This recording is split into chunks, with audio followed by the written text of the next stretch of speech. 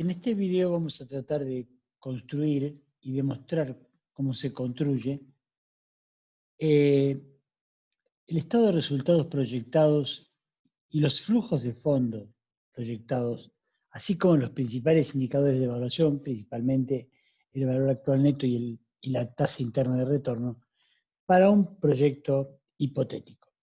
En este caso, como ustedes verán, tenemos en rojo la cantidad de años para los cuales estamos haciendo el pronóstico, con un precio de venta constante de 1.600 unidades monetarias, supongamos dólares, y una cantidad pronosticada que va a ser vendida, que parte en el año 1 del 70 y llega al final del horizonte de evaluación en 90. A su vez, también se han supuesto los costos que corresponden a cada año de producción. Debajo, inmediatamente, ustedes pueden ver las inversiones, que están constituidas por una planta que vale $50.000 y por equipos valuados en $13.000. Lo que sabemos es que estos equipamientos, tanto la planta como los equipos, se amortizan en 10 años linealmente. Por lo tanto, a partir de esos datos, construimos el estado de resultados proyectados. Por ejemplo, para venta, lo que hemos hecho es multiplicar para cada año el precio de venta de cada una de las unidades por las cantidades vendidas de esas unidades. Y por lo tanto, tenemos, ustedes verán aquí en la fila 13, los ingresos proyectados para 10 años.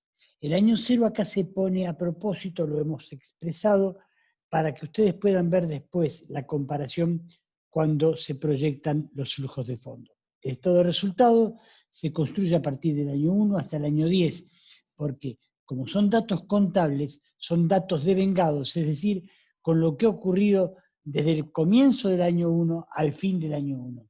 Si suponemos, por ejemplo, que el año de este ejercicio comercial comienza el 1 de enero y culmina el 31 de diciembre, cada uno de estos años estará expresado como todo lo vendido y todo lo gastado a partir del 1 de enero y hasta el 31 de diciembre de cada año. Después tenemos los costos que se han extraído de la planilla anterior y lo hemos restado las amortizaciones, que no es más que sumar planta y equipo, que nos da $63.000, dividido por 10, es decir, con una cuota de depreciación o amortización que es igual a $6.300 anuales. Hemos también colocado al final del año 10 la estimación del valor de desecho de los activos. En este caso, para simplicidad, hemos utilizado el método contable. No debemos olvidarnos que el método contable dice que el valor de desecho de los activos es igual al valor de compra, 63.000, menos las amortizaciones acumuladas, que en este caso también son 63.000, por lo tanto el valor de desecho contable es 0. Y el valor de libros, obviamente, por definición, también es 0. Por lo tanto, no afectan el resultado bruto, es decir, el resultado antes de impuestos. Luego, hemos calculado el impuesto a las ganancias, suponiendo una alícuota del 35%, que se paga al final de cada año, nos da el importe estimado del año 1 al año 10 de cada uno de los montos a pagar en concepto de impuesto a las ganancias. Y finalmente, hemos obtenido el resultado después de impuestos, que no es más que la resta del resultado bruto menos lo que corresponde pagar el impuesto a las ganancias. A partir de las cifras obtenidas anteriormente, proyectamos el flujo de fondos. Para este caso sí debemos poner el año 0. ¿Por qué? Porque después vamos a ver cuando calculemos el valor actual neto que debemos diferenciar qué es lo que se calcula al final de cada periodo y qué es lo que se calcula al principio de cada periodo. Como suponemos que las inversiones las tenemos que hacer al principio del año 1 para poder estar operativas a partir de ese año, tenemos que poner un año inventado, un periodo inventado, que es el año 0, porque si todo lo suponemos al final de cada año, el final del año 0 coincide con el principio del año 1 y por lo tanto, para el cálculo del flujo de fondos proyectados y la construcción de los indicadores de evaluación, debemos hacer este supuesto. Entonces aquí aparecen los 63.000 pesos, que no son más que la suma de la planta y el equipo que antes habíamos tenido. Esto suponemos que lo compramos todo con capital propio y que todo lo pagamos en efectivo al comienzo del año 1. Luego ponemos todo el resultado después de impuestos, es decir, vemos que aquí la fila 20, E20, que da $6.305, es repetida como resultado después de impuestos. A esto, y lo mismo hacemos desde el año 1 hasta el año 10. Como veremos en el año 10, nos da $16.705. Luego, a esto le tenemos que sumar las amortizaciones o depreciaciones de los activos. ¿Por qué? Porque como ustedes ya han estudiado en unidades anteriores, la amortización o depreciación no es un egreso o una salida de fondos, es un gasto contable no desembolsable que se utiliza para pagar menos impuestos a las ganancias a través de este pasaje a pérdida de cada año el valor de compra del activo.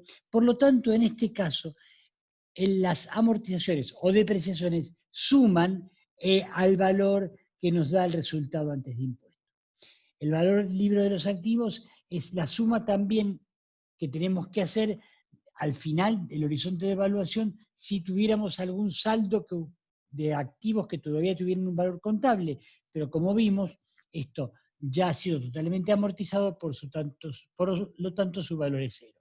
De este modo obtenemos el flujo neto, que no es más que la suma algebraica de todos los componentes: inversiones, resultados después de impuestos, amortizaciones y valor de libros. En el caso del año 0 solamente están las inversiones y después tenemos, como veremos aquí, la suma del resultado después de impuestos y de las amortizaciones. Y esa cuenta se repite a lo largo de todo el horizonte de evaluación hasta llegar al año 10, en que, en este caso, el flujo de fondo neto toma un valor de 23.005 pesos o dólares en este caso.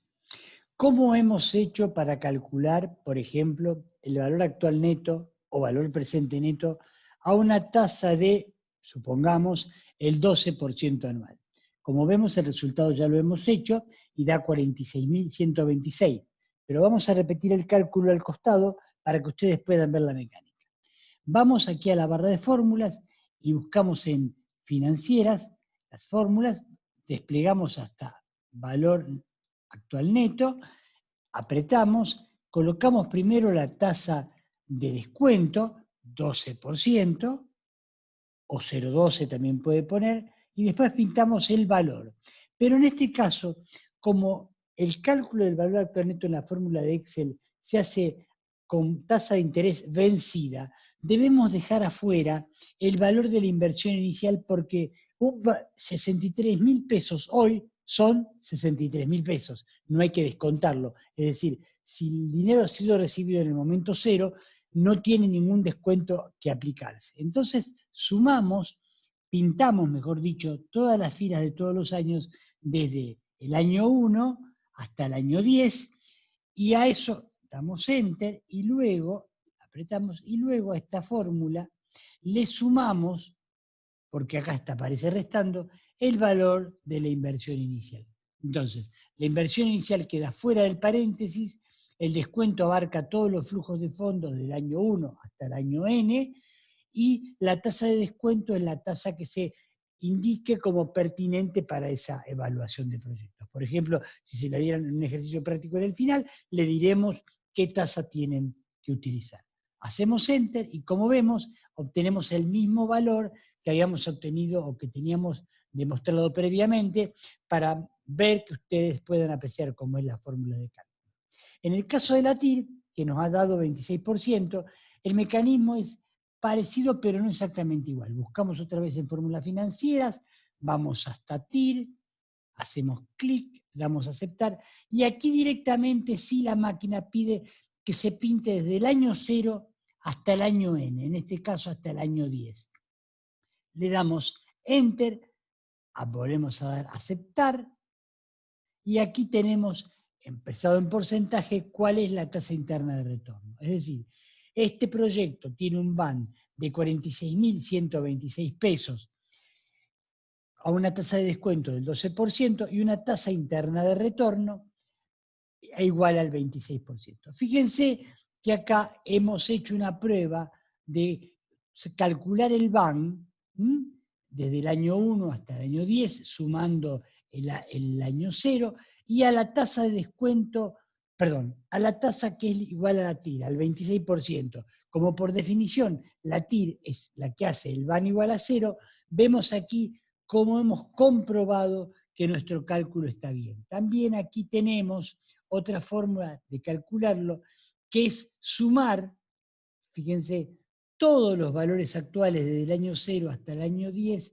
y hacerlo con un doble paso. Aquí, ¿cómo hemos calculado el flujo de fondo descontado? Bueno, en el año 0 dijimos que no se descuenta porque es en el presente.